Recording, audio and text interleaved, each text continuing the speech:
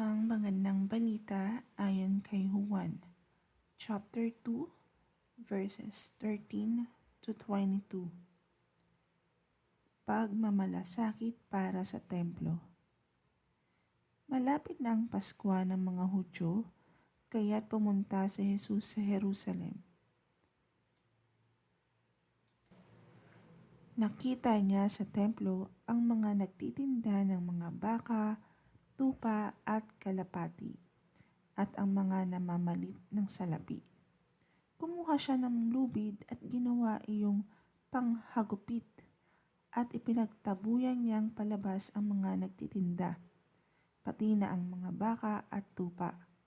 Isinabog niya ang salapi ng mga namamalit ng pera at ipinagtataob ang kanilang mga mesa.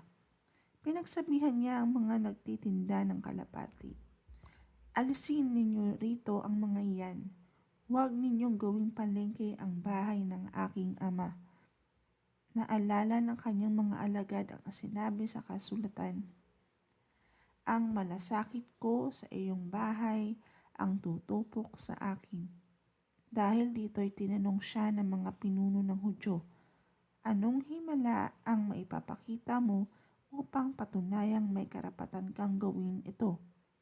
Sumagot si Jesus, "Gibain ninyo ang templong ito, at sa loob ng 3 araw ay muli ko itong itatayo."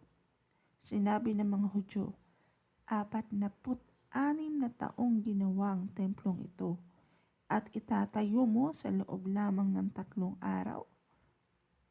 Ngunit ang templong tinutukoy ni Jesus ay ang kanyang katawan.